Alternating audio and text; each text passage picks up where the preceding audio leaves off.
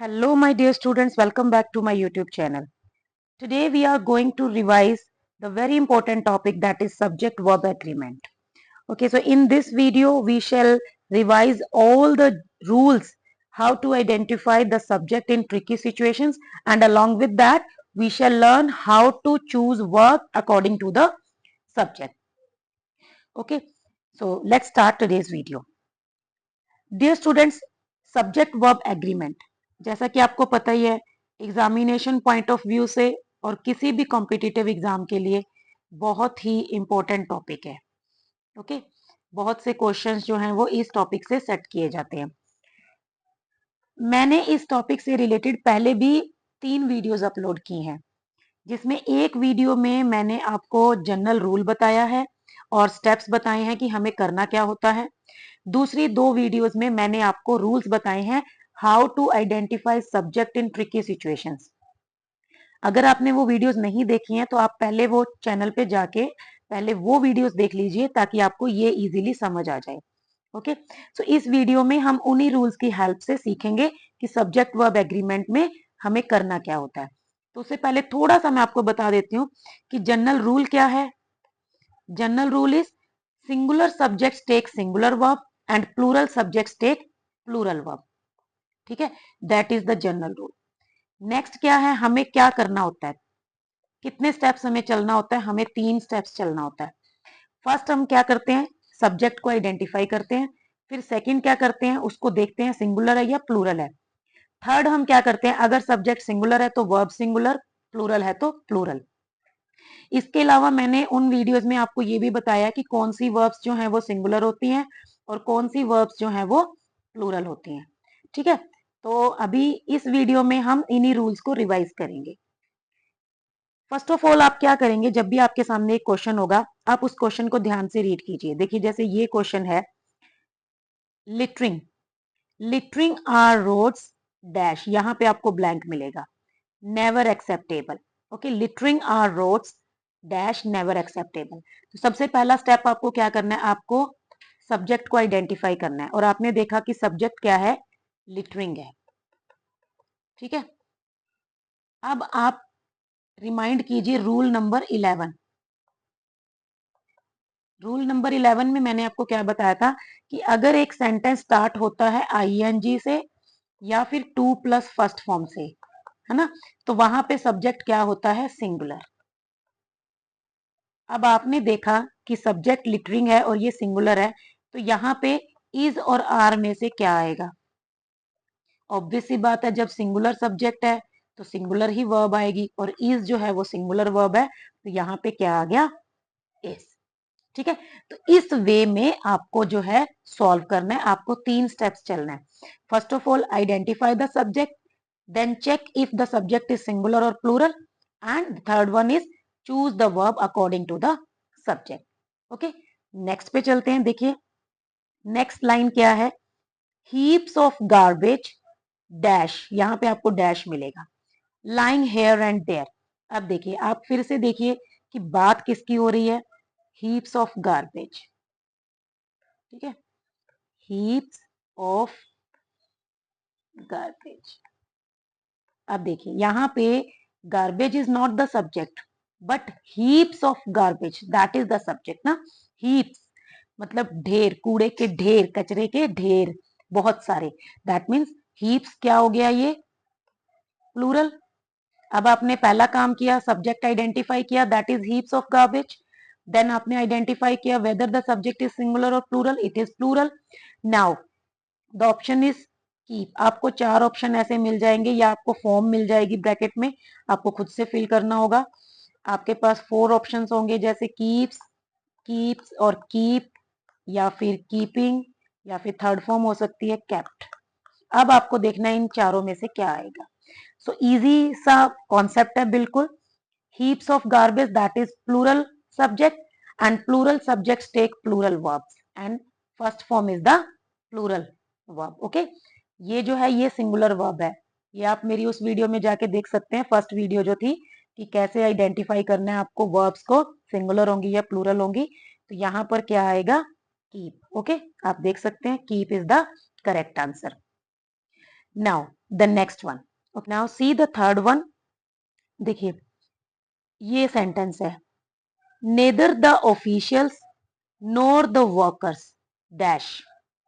ठीक है, अब देखिए आप रूल याद कीजिए, कौन सा रूल था जहां पे मैंने आपको कीवर्ड दिए थे नीदर एंड नोर। जब नेदर और नोर आ जाते हैं सेंटेंस में, तो जो वर्ब है वो किसके साथ एग्री करती है, नियरेस्ट, मतलब ब्लैंक के जो पास में सब्जेक्ट होगा उसके साथ, चाहे वो सिंगुलर है या प्लूरल है। ठीक है, नियरेस्ट सब्जेक्ट के साथ जो है वो एग्री करेगी। तो यहाँ पे देखिए टेक आपका ब्लैंक होगा और ब्लैंक के पास में क्या है, the workers, nor the workers. ठीक है, अब देखिए वर्कर्स इजी टू आइडेंटिफाई है, सिंगुलर है या प्लूरल है, ऑब्वियस है, this is plural. So plural है तो उसके बाद टेक आपको ब्रैकेट में दिया होगा अगर, तो आप क्या करेंगे, इसकी प्लूरल फॉर्म को यूज करेंगे, that is take itself. Okay, so the answer would be take. So easy. Next one, neither the officials nor the workers take any responsibility towards the matter. My friends and I, remember the first rule. Okay, remember the first rule, that is my friends and I. अब देखिए मेरे friends and मैं, okay, Baahubali यानी मैं। So my friends and I, so obvious है हम सब मिलकर एक बात की, एक चीज की तो बात नहीं कर रहे हैं ना, हम सब काफी सारा ग्रुप है हमारा फ्रेंड्स का और मेरा, तो दैट मीन्स कि ये कौन क्या हुआ, ये सब्जेक्ट प्लूरल। ओके, एंड से ज्वाइन हो रहे हैं दो सब्जेक्ट, लेकिन ये मतलब एक मोर देन वन को रेफर कर रहे हैं, तो प्लूरल हो गया। सो फिर से my friends and I take, plural verb.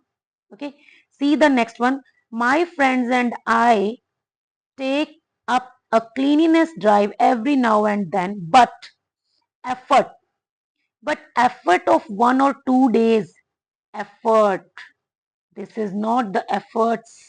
अगर यहाँ पे efforts होता तो ये हो जाता प्लूरल, लेकिन यहाँ पे एफर्ट है, so effort of 1 or 2 days never helps, obvious singular subject, तो क्या आएगा, that is helps. Okay, see the next one, either some complaint boxes or an open forum, either and or, the keywords are either and or, जैसे neither and nor वाला था, same nearest subject के साथ जो है वो verb agree करेगी। सो see the nearest subject. देखिए यहाँ पे कंप्लेंट बॉक्सेस हैं, लेकिन आपको इससे मतलब नहीं है, आप ब्लैंक के साथ वाला देखिए, an open forum, an open that means एक, सिंगल, तो सिंगुलर है तो सिंगुलर सब्जेक्ट है तो सिंगुलर वर्ब यूज होगी, that is needs. An open forum needs to be set up to raise issues of cleanliness if the youth, this is a collective noun, okay, सभी youngsters को refer कर रहा है। If the youth, so join आएगा या joins आएगा, obvious है, youth is a singular subject, it would take singular verb, so we will use joins। if the youth joins in the initiative, nothing like it। I hope आपको ये exercise अच्छे से समझ आई होगी, एंड आपको बस यही सीखना है, मेन चीज सबसे पहला स्टेप है, आप सब्जेक्ट को आइडेंटिफाई कीजिए। नेक्स्ट जो स्टेप है वो है आप उसको आइडेंटिफाई कीजिए कि वो सिंगुलर है या प्लूरल है। आफ्टर दैट आप अकॉर्डिंग टू सब्जेक्ट वर्ब को जो है चूज कर लीजिए। ओके, मतलब अगर ये लिटरिंग सब्जेक्ट है और ये सिंगुलर है, तो उसके अकॉर्डिंग आप सिंगुलर वर्ब को चूज कीजिए, चाहे आपको क्वेश्चन एमसीक्यू की फॉर्म में हो, चाहे आपको फिल करने की फॉर्म में हो। ठीक है, आपको किस टाइप के क्वेश्चन आ सकते हैं, एक तो आपको एमसीक्यूज आ सकते हैं, ठीक है, इसके अलावा आपको फिल इन द ब्लैंक्स आ सकता है, एंड अनदर वन जो है वो आपको एरर करेक्शन आ सकता है। ठीक है, तो क्वेश्चन चाहे कैसा भी हो, आपको काम तो वही करना है ना। ठीक है, वही बात है, चाहे हमें कुछ भी करवा लो, लेकिन रूल्स तो वही फॉलो होंगे। अगर मुझे एक मान लीजिए मारुति गाड़ी चलानी है, ठीक है, या मुझे एक स्कॉर्पियो चलानी है, ड्राइव करनी है, चाहे मुझे कोई स्पोर्ट्स कार ड्राइव करनी है, कोई भी कार ड्राइव करनी है, अरे भाई ड्राइविंग रूल्स तो सेम ही है ना। ठीक है, लेफ्ट टर्न है तो लेफ्ट टर्न होगा, राइट है तो राइट होगा, रेड लाइट पे रुकना है तो रुकना है, चलना है तो चलना है, तो वही सेम। चाहे हमें कुछ भी करना हो, रूल्स वही रहेंगे। चाहे हमें एमसीक्यूज आ जाए, फिल इन द ब्लैंक्स आ जाए, एरर करेक्शन आ जाए, तीनों में आपको वही करना है। 3 स्टेप्स आपको फॉलो करने हैं। Identify the subject, check whether it is singular or plural, and choose according the choose the verb according to the subject। तो ये 3 चीजें आप याद रखिएगा। पहला है आइडेंटिफाई, दूसरा है चेक, तीसरा है चूज। याद रख लीजिए आईसीसी, ठीक है, आईसीआईसी बैंक आप सबको पता ही है नेम। तो ICC, identify, check and choose. Okay, identify the subject, check whether it is singular or plural, choose the verb accordingly। Okay, so this is what you are to do। so I hope आपको ये video अच्छी लगी होगी और अच्छे से समझ भी आ गया होगा। नहीं आया है तो आप दोबारा देख सकते हैं। वीडियो को अच्छे से ध्यान से देखिए और कोशिश करते रहिए। कोशिश करने वालों की कभी हार नहीं होती। Thank you, keep learning, see you in the next video, bye.